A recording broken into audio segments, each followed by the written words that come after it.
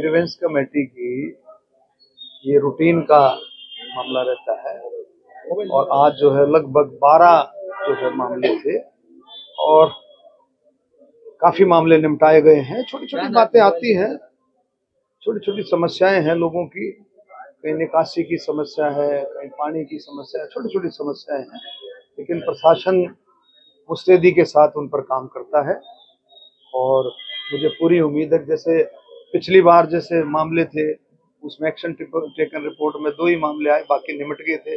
इसी तरह से सारे मामले धीरे धीरे करके निपट जाए।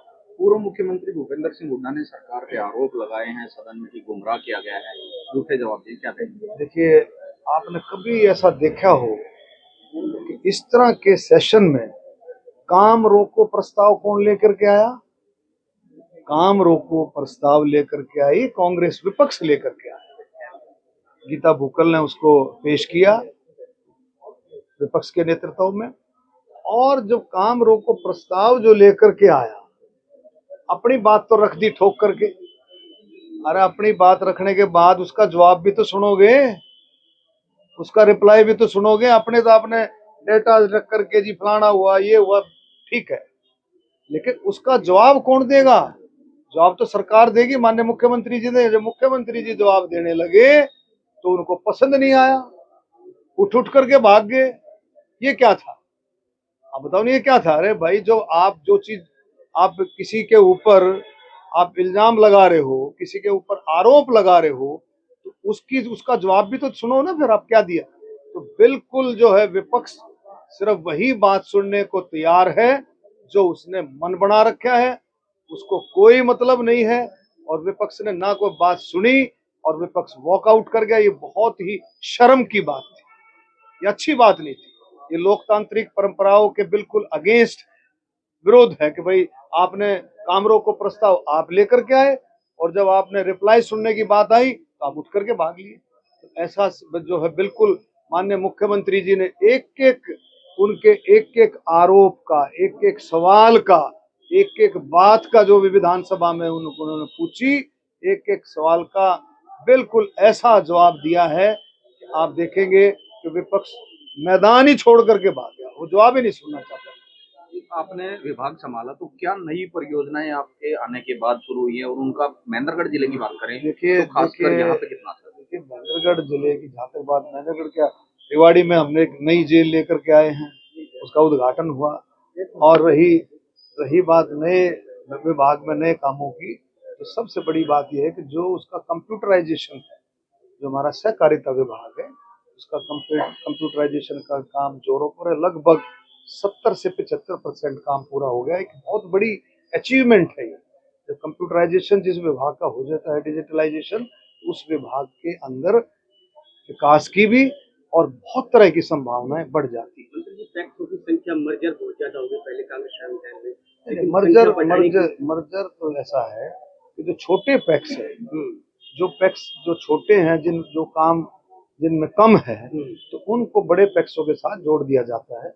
रही बात माननीय अमित शाह जी के नेतृत्व में जो नई पॉलिसी आई, उसमें जैसे पैक्सेस का काम पहले बड़ा सीमित था, लोन लेना देना हो गया, आप खाद बीज तक, लेकिन अब उसकी लिमिट बढ़ाई जा रही है नई पॉलिसी के हिसाब से। उसमें आप CSC सेंटर भी खोल सकते हैं, जन औषधि केंद्र खोल सकते हैं, पेट्रोल पंप लगा सकते हैं, जो कमेटी वो लगा सकती है, पैक्स वाली जो है कोऑपरेटिव कमेटी। और दूसरा एक बहुत बड़ा काम और होने जा रहा है पैक्सेस में, आप वेयर हाउसेज, छोटे वेयर हाउसेज भी आप करके, जैसे PDS स्कीम है, आपको दूर से जो है आपका PDS स्कीम का सामान आता है, तो छोटे पैक्सेज के जरिए से वो काम भी हो सकता है। बहुत बहुत उन्नति के दौर में जो है सारा काम हो रहा है, बहुत अच्छे से सारा काम आगे बढ़ रहा है। मैं माननीय मुख्यमंत्री जी का, माननीय प्रधानमंत्री मोदी जी के नेतृत्व में बहुत बहुत धन्यवाद देता हूं, बल्कि पूरे हरियाणा की जनता इस बात के लिए धन्यवाद करती है कि जो लाडो लक्ष्मी स्कीम थी, वो कल जो उसका नाम पंडित दीनदयाल उपाध्याय लाडो लक्ष्मी जो स्कीम दे करके कल माननीय मुख्यमंत्री जी ने घोषणा की है, इसमें 23 साल और 23 साल के ऊपर की हमारी बहनें और महिलाओं को इसका लाभ मिलेगा। और मैं समझता हूँ लगभग 19 से 20-21 लाख तक की महिलाएं इसमें शामिल होंगी, जिसकी आमदन 1 लाख से कम या 1 लाख तक जिसकी पारिवारिक इनकम हो, मतलब उसकी इंडिविजुअल जो है इनकम होगी, उसको लाभ मिलेगा। अगर परिवार में 3 महिलाएं हैं तो तीनों को उसका लाभ मिलेगा। अगर 5 है तो पांचों का उसका लाभ मिलेगा। फिर आप देख सकते हैं, बहुत बढ़िया स्कीम। उसमें कई पैरामीटर्स भी तय किए हैं कि किसको उसका लाभ नहीं मिलेगा और किसको उसका मिलेगा। तो इसमें एक और भी उसमें कई कंडीशंस दी हैं, जो हमारे कैंसर के पेशेंट हैं, ग्रेड 3, ग्रेड 4 के, थैलेसीमिया के, हीमोफीलिया के, उनको इससे छूट दी गई। और भी कई उसमें कैटेगरीज बनाई गई। मंत्री जी, टूरिज्म कॉम्प्लेक्स तैयार हो रहा है, तो वो कब तक हो जाएगा अपना? जल्दी जल्दी कर। सर, एक आप ही की पार्टी के पूर्व मंत्री पर आरोप लगे मनीषा हत्याकांड को लेकर, क्या कहेंगे सर? देखिए, तो देखो, जांच उसमें आपने देखा सारा एफआईआर वगैरह दर्ज हो गई है। मेडिकल जो परिवार के हिसाब से जो उसके पिताजी ने जो मांग की थी, उसके पिताजी ने कहा था भी इसका जो मेडिकल है वो दोबारा से इसका जो है एम्स में कराया जाए। एम्स में मेडिकल भी करा दिया, सीबीआई जांच करिए। सीबीआई जांच में जो भी होगा, दूध का दूध पानी का पानी निकलेगा, जो उनकी मांग थी।